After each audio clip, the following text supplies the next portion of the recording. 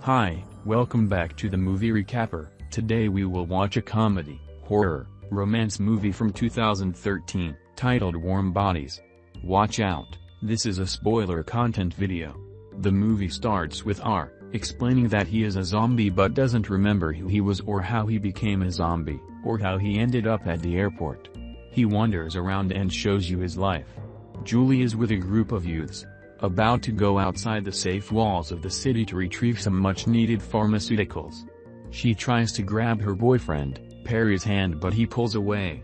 They watch a video about how the zombies are dead, they do not feel, they do not bleed, they are not human anymore, and proceed to the outside world. R tells his best friend, M, that he is hungry, so they embark on a journey towards the city.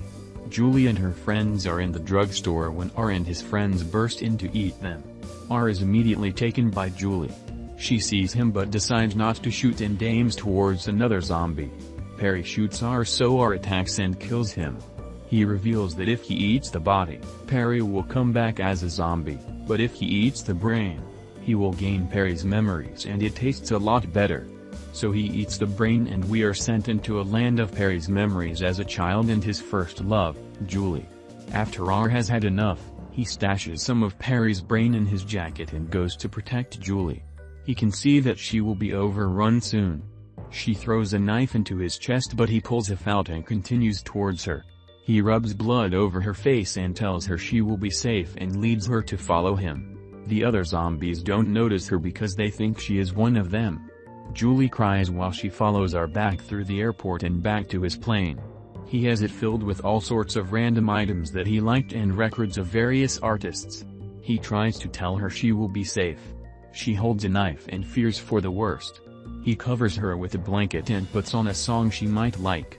In the morning she complains about being hungry. R goes out to find her some real food. She sees the advantage and tries to run. Quickly, she sees many other zombies and they are smelling the air, noticing that an alive human is nearby. R grabs her and tells her to act dead. He leads her back to the airplane and explains that she needs to stay a few days or else the other zombies will notice. He says they will forget in a few days.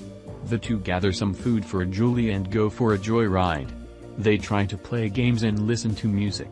Julie is increasingly bewildered by R. His heart has been beating now for a couple of days and he continues to eat Perry's brain to see his memories. He is disturbed by the memory of Perry dying at the hands of R. When he wakes, he sees that Julie has fled again. He finds her trying to fight off a group of corpses including his best friend. He beats them off. M tells him that leaving R for eating. R disagrees and they run off together. They are cut off by a group of bonies, which care not for life or love. M saves them and tells them to jump on and he will take them to safety. They agree and he leads them back to the car they had driven before. Other zombies are there. Julie grabs R's hand and the zombies are taken aback by this occurrence of feeling. They let them pass and hold off the bonies from attacking. It starts to rain and eventually Julie can't stand the cold any longer.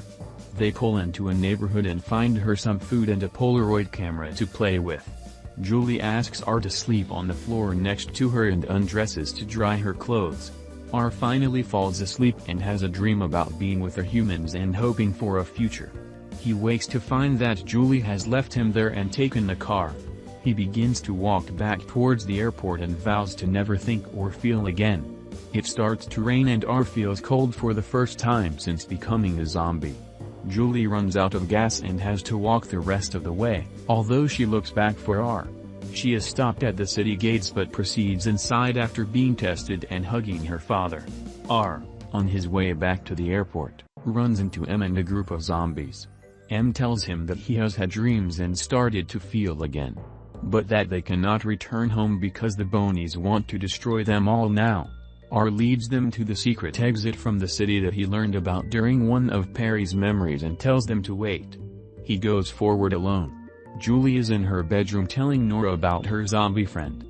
She admits to missing him. Soon she is out on the balcony and R yells out her name much like Romeo and Juliet.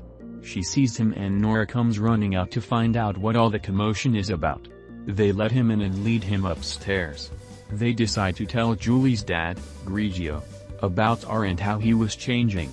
The girls give R a makeover so that he could blend in with the crowd. They go to a secret meeting of Julie's father. The town has noticed large groups of corpses and bonies heading their direction.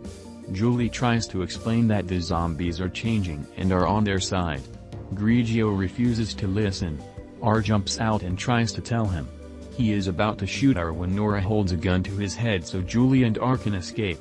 Julie and R are running when they come across some bonies. R fights them off.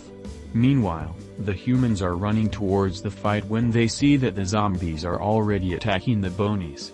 M says hello to the humans so they decide to only attack the bonies. R protects Julie from a long fall and almost dies himself.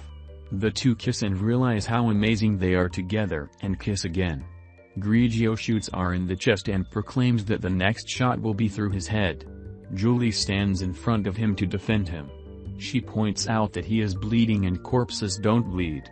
Grigio has been getting reports all day about zombies helping in the fight and refraining from attacking the living.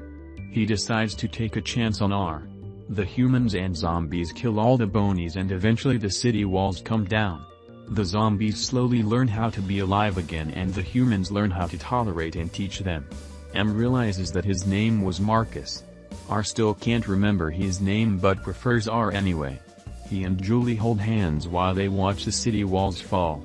Make sure to like and subscribe and turn on the notification bell so you can watch more videos like this.